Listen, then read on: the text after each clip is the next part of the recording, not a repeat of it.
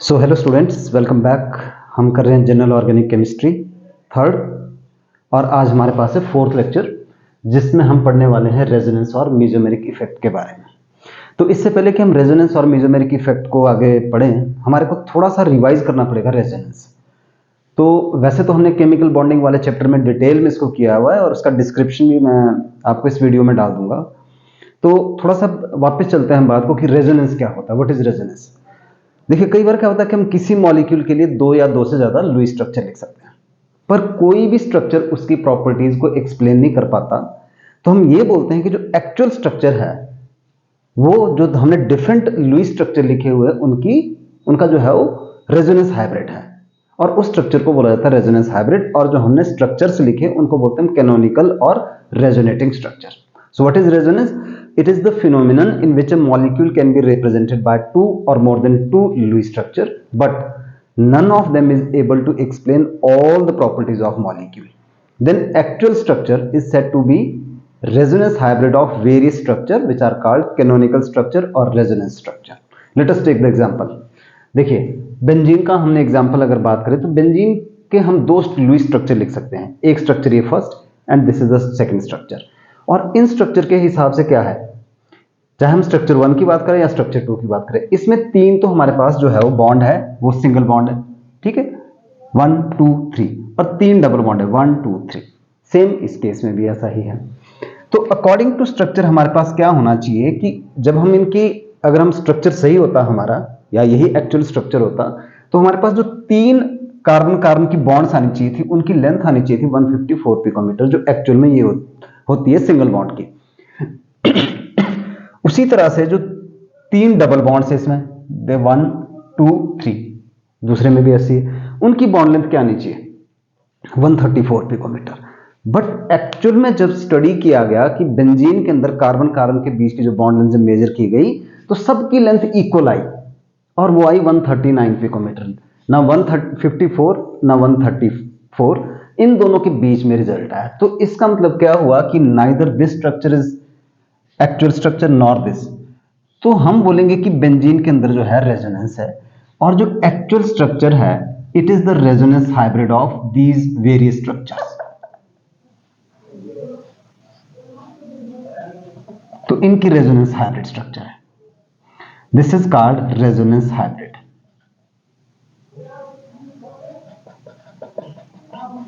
Resonance hybrid. और ये जो दो स्ट्रक्चर हमने लिखे, स्ट्रक्चर 1 और 2, क्या बोलेंगे हम, structure 1 and 2 are called resonating structure या रेजोनेंस स्ट्रक्चर, रेजोनेंस स्ट्रक्चर और कैनोनिकल स्ट्रक्चर भी बोलते हैं इनको। तो ये बात होगी जी हमारे पास रेजोनेंस के बारे में। अब यहां पे हमने एक बात समझनी है,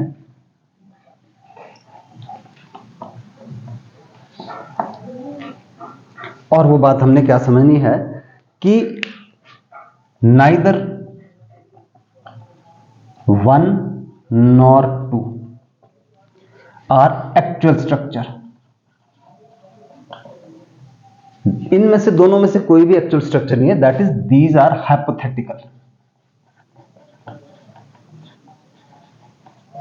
ये दोनों जो स्ट्रक्चर है हमारे पास, ये हाइपोथेटिकल स्ट्रक्चर है, एंड दे कॉन्ट्रीब्यूट, ये पॉइंट जरूरी है समझना, and they contribute to resonance hybrid.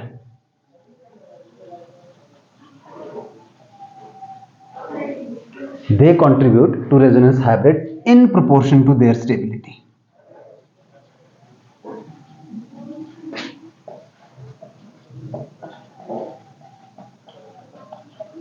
क्या लिखा हमने कि जो भी कैनोनिकल और रेजोनेंस स्ट्रक्चर होते हैं, उन दोनों में से कोई भी स्ट्रक्चर एक्चुअल स्ट्रक्चर नहीं, but they are hypothetical structure, and they contribute to resonance hybrid in proportion to their stability. तो उसको कंट्रीब्यूट करते हैं वो रेजोनेंस हाइब्रिड को उनकी स्टेबिलिटी के अकॉर्डिंग के हिसाब से।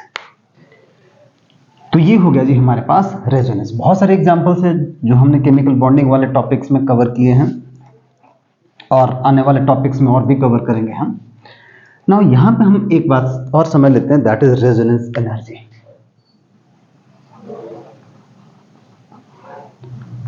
रेजोनेंस एनर्जी क्या होती है? आरई से हम इसको एब्रीवेट करते हैं। तो it is the energy difference between, किस किस का एनर्जी डिफरेंस है? It is the energy difference between actual structure, energy difference between, मतलब हम लिख सकते हैं एक्चुअल स्ट्रक्चर, जिसको हम रेजोनेंस हाइब्रिड भी बोलते हैं, and most stable contributing structure. तो what is resonance energy? It is the energy difference between actual structure and most stable contributing structure. Example से समझते हैं हम यहां पे। सपोज कि इस तरफ हम ले लेते हैं एनर्जी, बेंजीन का ही एग्जांपल लेते हैं हम। तो दो सिनेरियो है हमारे पास, एक ये हो गया और एक सिनेरियो ये हो गया जी। तो जो इसके मोस्ट स्टेबल कंट्रीब्यूटिंग स्ट्रक्चर थे वो थे हमारे पास, जो ऊपर हमने ड्रॉ किए थे, दिस और दिस, दोनों इक्वल स्टेबल थे ये स्ट्रक्चर। और जो इसका रेजोनेंस हाइब्रिड होता है वो हमने लिखा था ये, ठीक है। So this represent our resonance hybrid and this is most stable contributing structure, जो रेजोनेंस हाइब्रिड को कंट्रीब्यूट करते हैं। तो इन दोनों की स्ट्रक्चर की जो एनर्जी का डिफरेंस है that is called resonance energy. और रेजोनेंस एनर्जी जो बेंजीन के अंदर वो 36 किलो कैलोरी के बराबर है या 150 किलो जूल पर मोल के बराबर है। That represents the resonance energy. और यहां पे रखनी है हमने दो बातें याद, कौन कौन सी? नंबर वन, पहला पॉइंट कि मोर is the number of important contributing structure. More is the, जितने ज्यादा हम कंट्रीब्यूटिंग स्ट्रक्चर लिखेंगे more will be resonance energy, more will be resonance energy. पहला पॉइंट ये हो गया।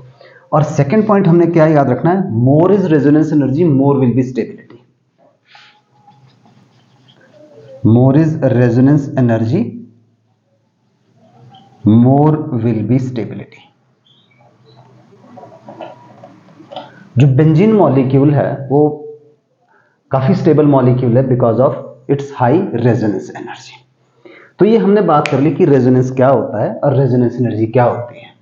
अब और थोड़ा सा रिवाइज कर ले अगर हम, तो वो है कि हमारे पास जो क्या क्या कंडीशंस होती है रेजोनेंस के लिए।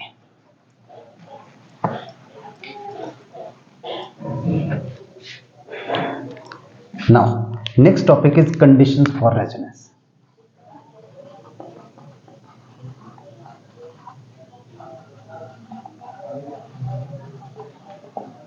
What are the conditions for resonance? दो कंडीशन है। पहली बात, पहली कंडीशन ये है कि जो मॉलिक्यूल या जो आयंस जो भी हम लिख रहे हैं शुड बी नियरली प्लेनर। एक तो वो प्लेनर होना चाहिए, ठीक है, नियरली प्लेनर होना चाहिए।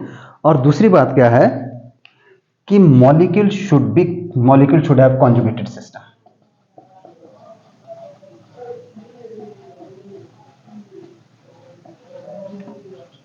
जो मॉलिक्यूल है उसके अंदर कॉन्जुगेट सिस्टम होना चाहिए। अब कॉन्जुगेट सिस्टम क्या होता है? इसके दो मतलब है, या तो बोलते हैं कि जो alternate single and double bond, single bond and double bond होनी चाहिए उसके अंदर, ठीक है। Alternate single and double bond, तो हम बोलेंगे उसको कॉन्जुगेट सिस्टम। जैसे बेंजीन का भी हमने एग्जांपल लिया, तो बेंजीन में क्या था? सिंगल डबल अल्टरनेट था, तो that is a perfect example of conjugate system. और वी कैन से कि parallel adjacent p orbital, PAR,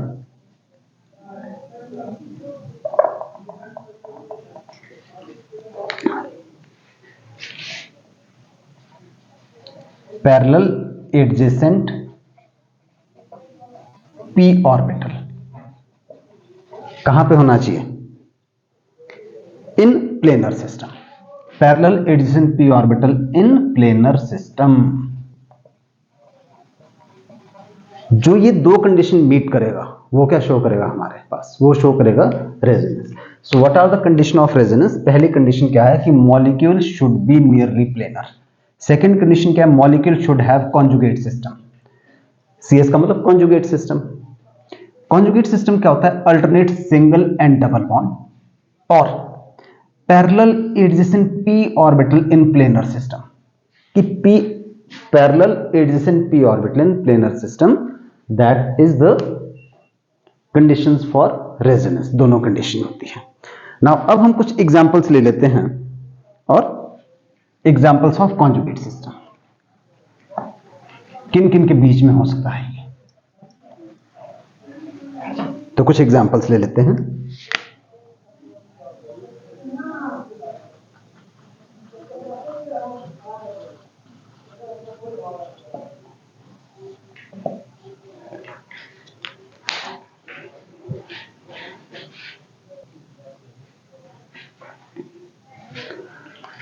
तो हम कुछ यहां पे एग्जांपल्स ले रहे हैं कॉन्जुगेट सिस्टम के, जिसमें से सबसे पहला between C double bond C and C double bond C।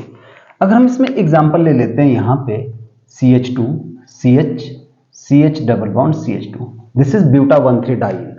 तो यहां पे क्या हो रहा है आपको ध्यान से समझना है कि इसका p ऑर्बिटल, इसका p adjacent p orbital on planar system, तो इनके बीच में ये कॉन्जुगेशन हो रहा है इस तरह से। दूसरा जो अगर हम एग्जांपल लें, it is between positive charge and C double bond C. Let us take the example of allyl carbocation. तो allyl carbocation क्या होता है हमारे पास? ये होता है ये। तो यहां पे क्या आ रहा है? there will be conjugation between positive charge, यहां पे इसके पास पॉजिटिव चार्ज है कार्बन के पास, और साथ में हमारे पास क्या है? ये C डबल बॉन्ड C है। इनके बीच में कॉन्जुगेशन हो जाएगा, मतलब ये रेजोनेंस के साथ, इसके साथ आगे रेजोनेटिंग स्ट्रक्चर बना सकते हैं। Similarly between unpaired electron and C double bond C, तो एग्जांपल ले लें जी, एलाइल फ्री रेडिकल। एलाइल होता है, बेंजाइल होता है, बहुत सारे केसेस है। तो ये हो गया यहां पे, और जो ये फ्री रेडिकल जो अनपेयर्ड इलेक्ट्रॉन है उसको हमने यहां पे दिखा दिया इस ऑर्बिटल में।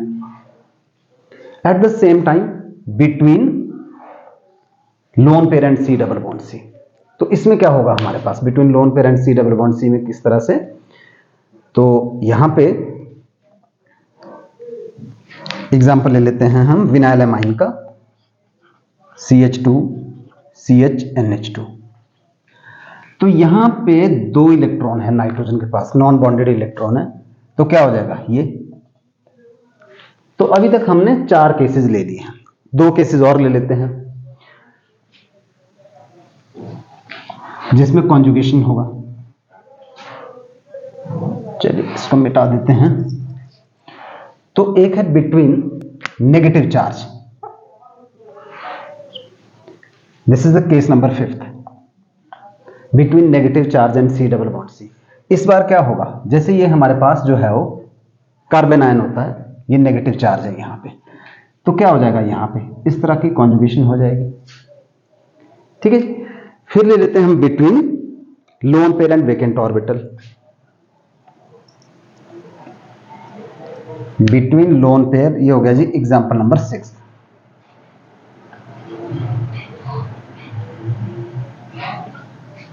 Between lone pair and vacant orbital, तो एग्जांपल के तौर पे हमने लिया CH2, और थोड़ा बड़ा सा एग्जांपल ले लेते हैं CH3 CH एंड OCH3, ऐसा ले लेते हैं।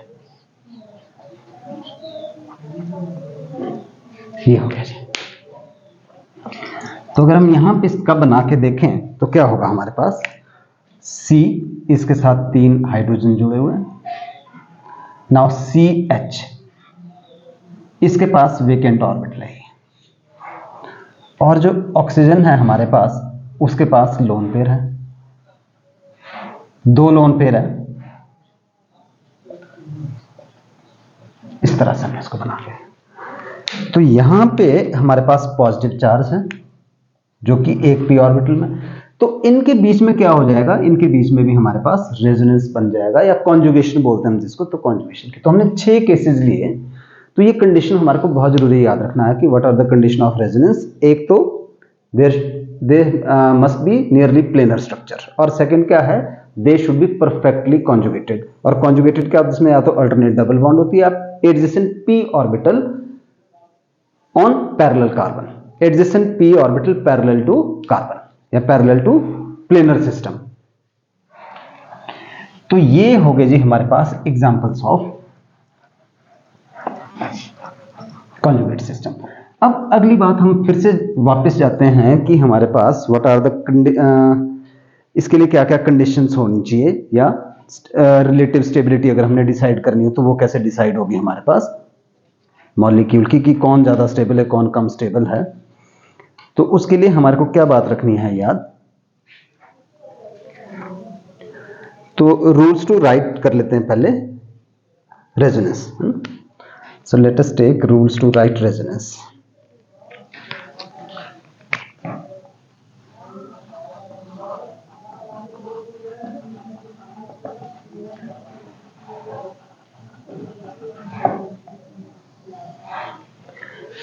तो अगेन जैसे मैंने पहले कहा कि हमने डिटेल में इसके ऊपर वीडियो लेक्चर किया हुआ है, तो उसको भी आपको देखना चाहिए, नहीं तो यहां पे फिर से क्विकली रिवाइज कर लेते हैं। तो पहला रूल क्या है कि जो जितने भी जो स्ट्रक्चर्स है, all structures must have same position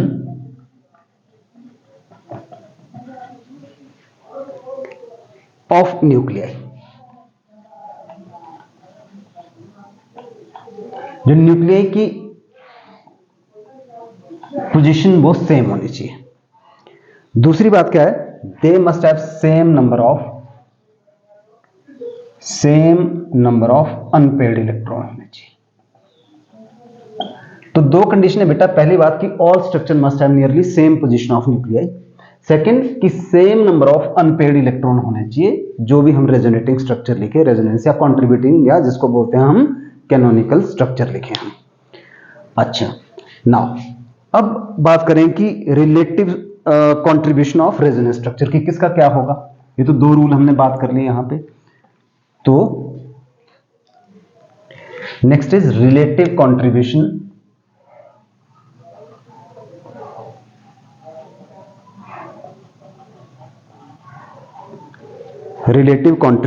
of resonance structure.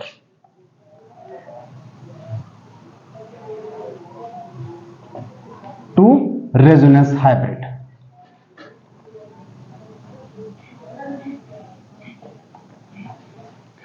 Relative contribution of resonance to resonance hybrid.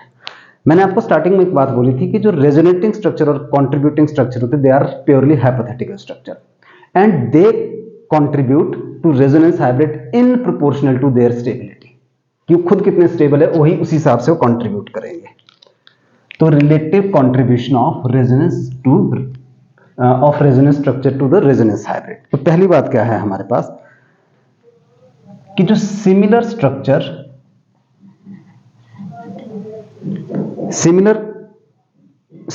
Contribute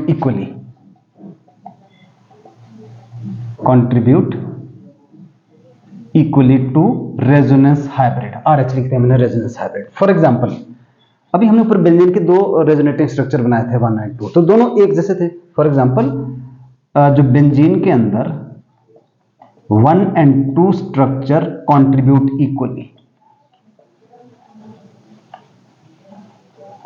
दोनों स्ट्रक्चर जो है वो इक्वली कंट्रीब्यूट करते हैं। सेकंड, दूसरा क्या है कि structure having more number of covalent bonds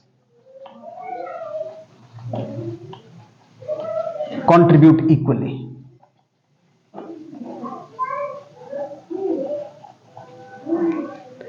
तो जिसमें structures which having more number of covalent bond contribute more, equally नहीं लिखना हमने, contribute more.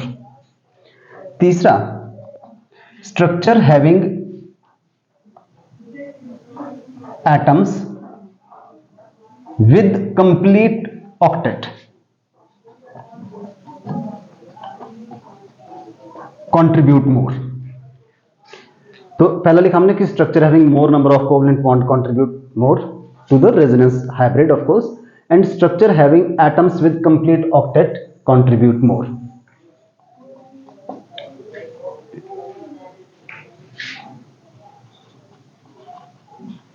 Similar charges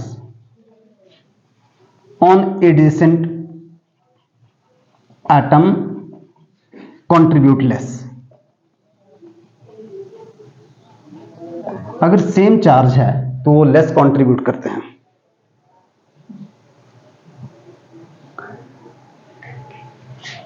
Then structure having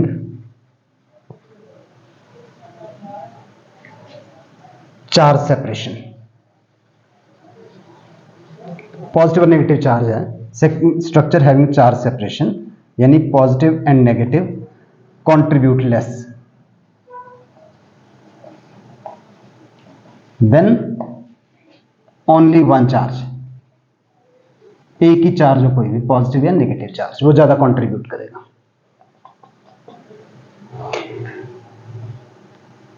then negative charge on more electronegative atom, negative charge on more electronegative atom and positive charge on less electronegative atom contribute more.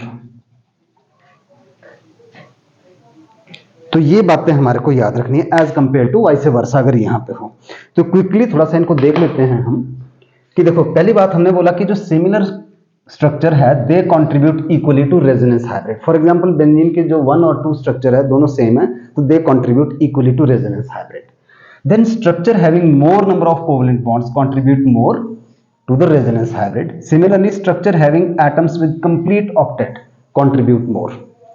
Then similar charges on adjacent atom contribute less. अगर positive positive negative negative charge same मतलब same adjacent atom के ऊपर है तो उससे repulsion हो जाएगी तो अगेन एनर्जी बढ़ जाएगी.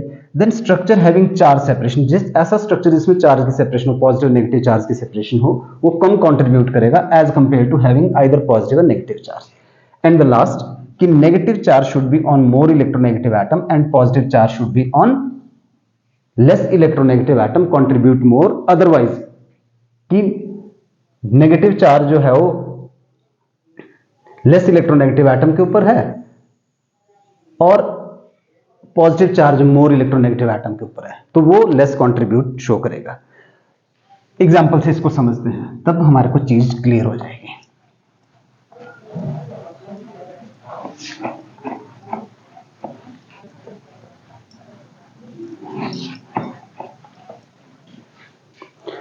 So let us take the example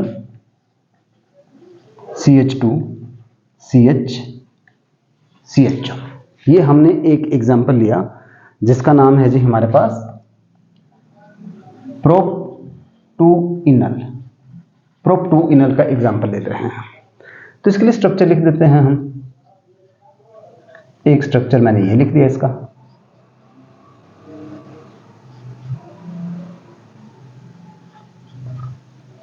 दूसरा स्ट्रक्चर जो है वो मैं इसको दे देते हैं 1. सेकेंड स्ट्रक्चर में हम क्या कर देते हैं यहां पे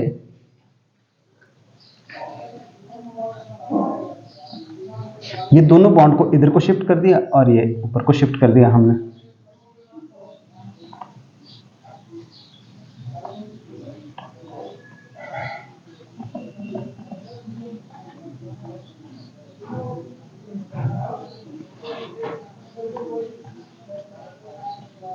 और तीसरा स्ट्रक्चर जो यहीं लिख देते हैं हम कि उल्टा कर दिया हमने कि इधर पॉजिटिव और इधर को नेगेटिव चार्ज कर दिया.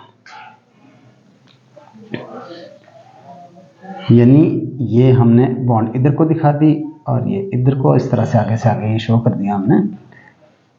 तो ऐसा किया कि इधर को दिखा दिया नेगेटिव चार्ज CH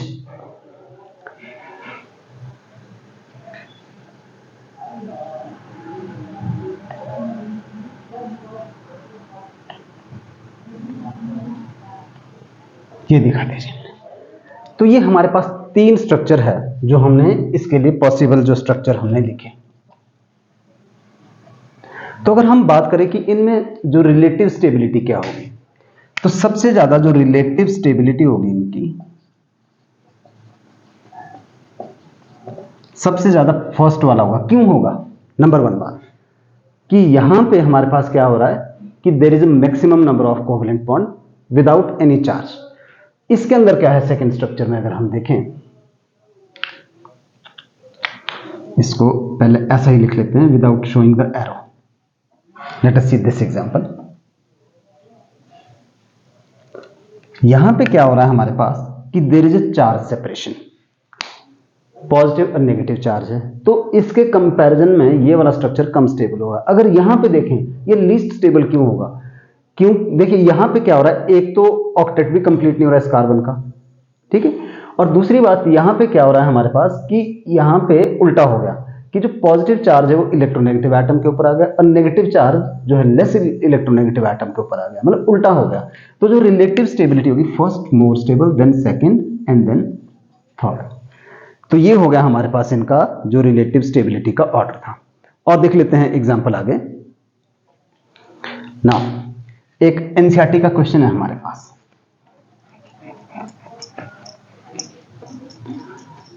तो क्वेश्चन हमारे पास क्या दिया हुआ है कि consider resonating structure of methyl acetate. Let us take the resonating structure of methyl acetate. हमारे पास 2 स्ट्रक्चर दिए हुए इसके लिए, ठीक है। जो अगर हम पेरेंट स्ट्रक्चर की बात करें तो पेरेंट जो हमारे पास है वो ऐसा है, C double bond O O, ये पेरेंट स्ट्रक्चर है हमारे पास जो होता है। ना क्वेश्चन क्या है हमारे पास कि इसके लिए 2 स्ट्रक्चर दिए हुए। जैसे जो पहला स्ट्रक्चर क्या लिखा हुआ है, the first structure which we have been given,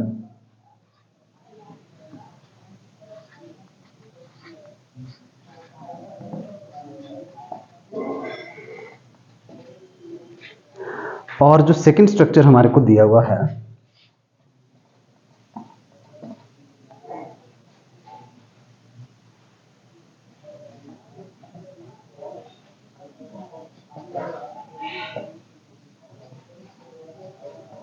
वो ये बना के दिया हुआ है। 2 स्ट्रक्चर दिए हुए हमारे पास, और क्वेश्चन बोल रहा है कि भाई ये दोनों जो है रेजोनेंस हाइब्रिड को ही कंट्रीब्यूट नहीं कर रहे हैं, या they are less contributed to the resonance hybrid. Let us see why. देखिए जो इस स्ट्रक्चर में है, पहली बात अगर हम कंपेयर करें तो लेस बॉन्ड्स होगी,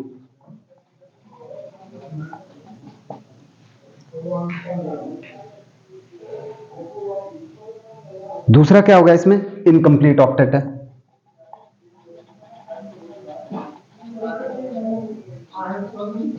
और तीसरा क्या है, चार्ज की सेपरेशन भी है भाई। तो इसलिए स्ट्रक्चर को हम रूल्ड आउट कर सकते हैं। यहां पे क्या है अगेन कि लेस बॉन्ड्स है, 2 और 1 3, नहीं बॉन्ड तो इसमें ठीक है, इसमें क्या बोलेंगे हम,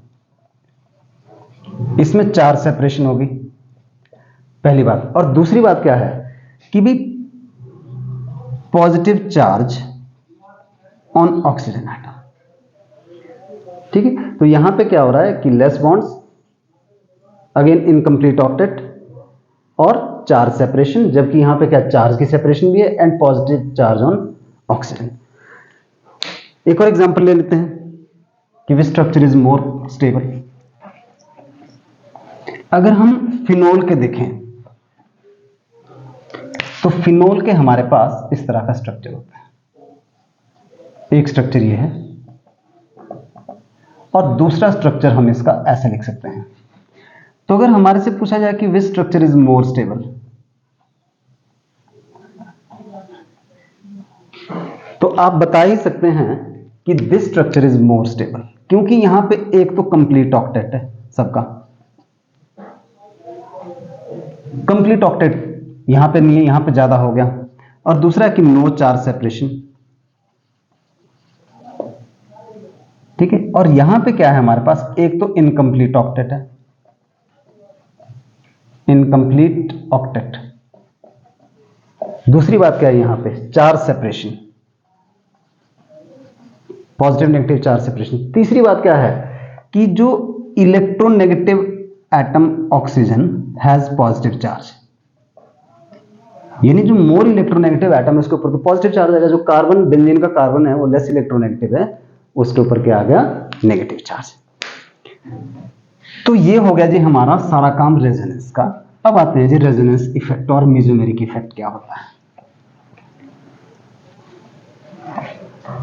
now let us come to the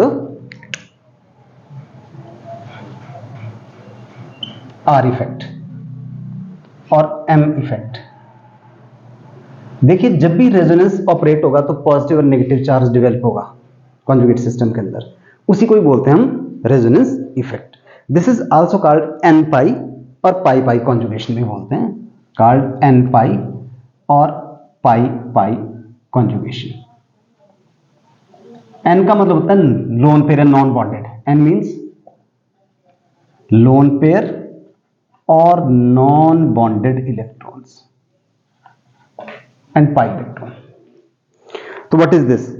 the flow of electron, मैं डेफिनेशन बोल रहा हूं, the flow of electron from one part of conjugate system to another due to resonance and creating centers of high and low electron density is known as resonance और mesomeric effect.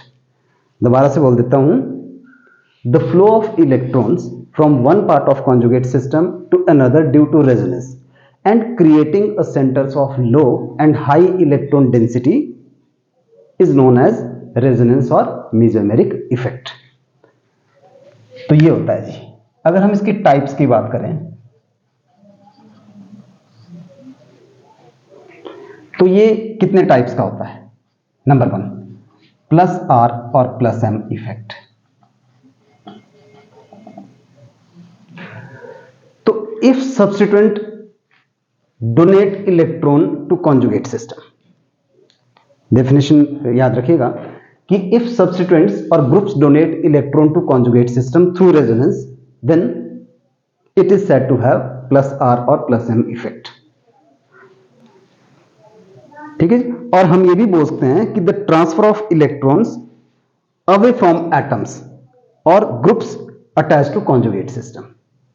ठीक है, example ले लेते हैं कौन कौन show करते हैं, जैसे OH हो गया, NH2 हो गया, हेलोजन एटम हो गया, ईथर हो गया, अमाइन हो गया। ठीक है जी, ये सब के सब जो है ये क्या शो करते हैं? दे शो प्लस आर और plus M effect. They donate electron to conjugate system. और कौन सा? SH हो गया, SR हो गया हमारे पास। ठीक है, तो ये डोनेट करेंगे। एग्जाम्पल 2 ले रहे हैं हम। पहला ले लेते हैं, हमने विनाइल क्लोराइड का एग्जाम्पल लिया। तो अगेन अभी क्या कंडीशन थी रेजोनेंस की? Adjacent p orbital, adjacent parallel p orbital to planar system. तो इसका p ऑर्बिटल और इसका p ऑर्बिटल आपस में कॉन्जुगेशन शो करेंगे। तो यहां पे क्लोरीन ने इसको अपना इलेक्ट्रॉन दे दिए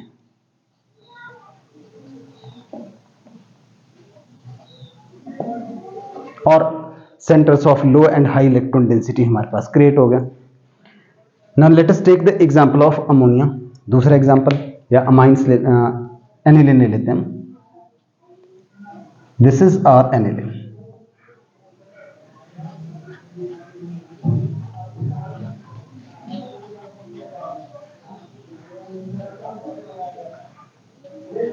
तो अगेन रेजोनेटिंग स्ट्रक्चर ये लिख लिया जी, यहां पे लो और हाई इलेक्ट्रॉन डेंसिटी क्रिएट हो गया।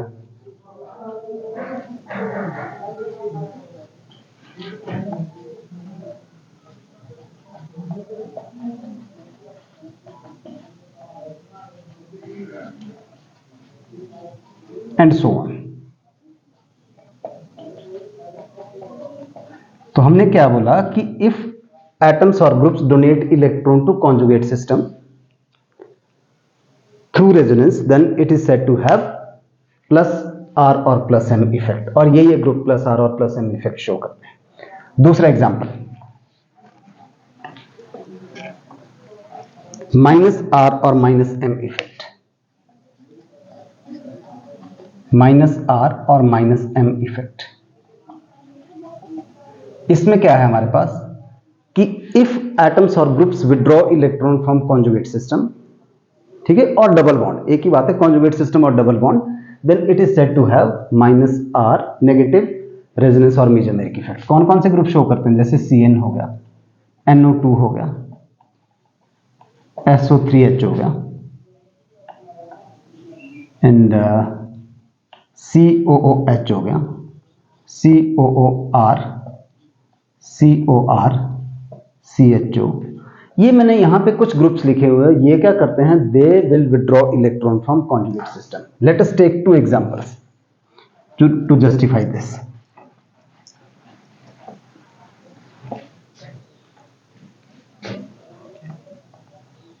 तो पहला हमने लिया जी ये वाला,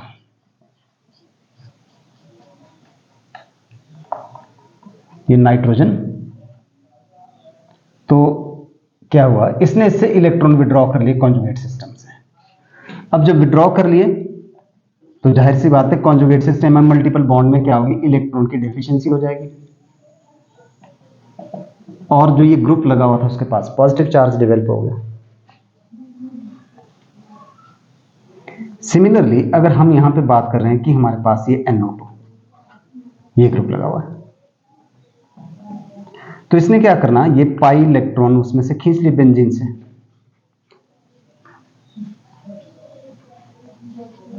अब क्या आएगा यहां पे? सॉरी, पॉजिटिव चार्ज आएगा, क्योंकि इस कार्बन का इलेक्ट्रॉन तो शिफ्ट हो गया है। तो यहां पे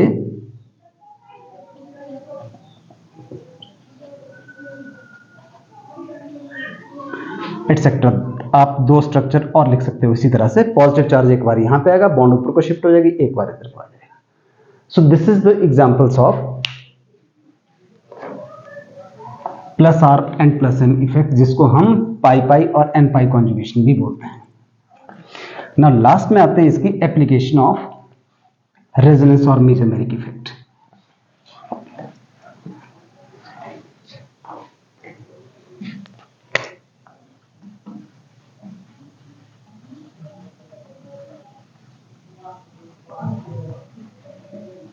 रेजोनेंस और मेसोमेरिक इफेक्ट।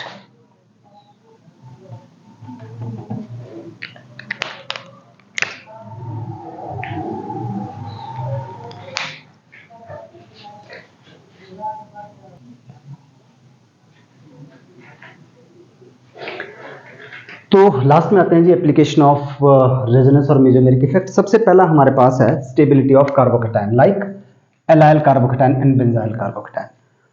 तो जितने ज्यादा हम उसके रेजोनेटिंग स्ट्रक्चर बन पाएंगे या लिख पाएंगे, उतना ही ज्यादा वो रेजोनेंस से स्टेबलाइज, क्योंकि जो पॉजिटिव चार्ज है that will be dispersed. Similarly more is the number of delocalisation, मतलब जितने बेंजीन रिंग लगे होंगे उतना ही ज्यादा हम उसको रेजोनेटिंग स्ट्रक्चर लिखेंगे, मतलब पॉजिटिव चार्ज डिस्पर्स हो जाएगा। तो ट्राइफिनाइल कार्बोकैटायन मोर स्टेबल होगा then diphenyl diphenyl benzyl carbocation then this benzyl carbocation. ठीक है। Similarly stability of free radical in the same way, जैसे हमने ऊपर कार्बोकैटायन की स्टेबिलिटी को जस्टिफाई किया, उसी तरह से अब फ्री रेडिकल की जस्टिफिकेशन भी हो सकती है। इन द सेम वे जो कार्बन आयन है वो भी हमारे पास इसकी स्टेबिलिटी को हम एक्सप्लेन कर पाएंगे। नाउ जितने ज्यादा बेंजीन ग्रुप लगे होंगे उतनी ही ज्यादा डीलोकलाइजेशन हो जाएगा। तो दैट मीन्स कि जो ट्राइफिनाइल कार्बोकैटायन या ट्राइफिनाइल कार्बन आयन जो है वो मैक्सिमम स्टेबल होगा हमारे पास। अगली बात जो फोर्थ एप्लीकेशन है वो है हमारे पास एसिडिक एंड बेसिक स्ट्रेंथ। तो जैसे कार्बोक्सिलिक एसिड जो है वो एसिडिक क्यों होते हैं? Why carboxylic acid are acidic? Because जो ये कार्बोक्सिलिक एसिड है वो क्या करते हैं, जब ये H पॉजिटिव रिलीज करते हैं तो हमारे पास जो बना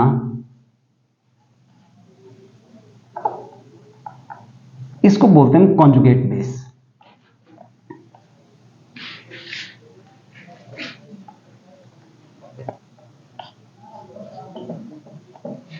तो this is acid and this is conjugate base.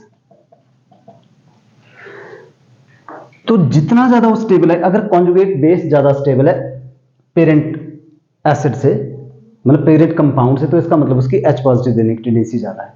अगर आप देखें यहाँ पे तो बिकॉज ऑफ रेजोनेंस यहाँ पे दो इक्विवेलेंट स्ट्रक्चर बनते हैं, जिसमें नेगेटिव चार्ज जो है वो हमने दिखा दिया है कि इनके ऊपर डिस्पर्स हो रहा है, मतलब वो ऑक्सीजन ही दोनों इलेक्ट्रोनेगेटिव एटम है वो उसी को अपने ऊपर ले रहे हैं, कोई चार्ज की सेपरेशन नहीं, एक ही चार्ज आ रहा है बारी बारी से। तो जो स्टेबिलिटी है किसी भी कॉन्जुगेट किसी भी एसिड कॉन्जुगेट बेस की, अगर वो रेजोनेंस से बढ़ जाती है तो इसका मतलब उसकी H पॉजिटिव देने की टेंडेंसी बढ़ जाएगी। उसी तरह से हम फिनोल के केसेस में भी करेंगे। एंड द लास्ट एप्लीकेशन, और लास्ट एप्लीकेशन है हमारे पास, that is ortho para and meta directing nature.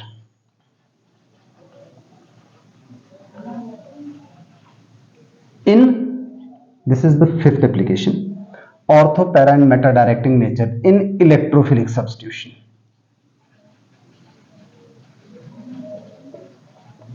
तो इलेक्ट्रोफिलिक सब्स्टिट्यूशन में हम हाइड्रोकार्बन वाले चैप्टर के अंदर पढ़ने वाले हैं कि जो इन कुछ ग्रुप्स होते हैं वो ऑर्थो पैरा डायरेक्ट करते हैं इलेक्ट्रोफाइल को, कुछ ऐसे जो कि मेटा की ओर डायरेक्ट करते हैं। तो वो भी because of plus R plus R और माइनस आर इफेक्ट की वजह से उनका डायरेक्टिव नेचर हो सकता है। तो इनको आप ध्यान से देखिएगा। साथ में डिस्क्रिप्शन में जो है वो नोट्स भी आपको इसमें डाले जाएंगे इस टॉपिक के, उनको भी आप देख सकते हो, उससे आपको और समझने में मदद मिलेगी इसकी। So that's all for this class, see you in next video lecture.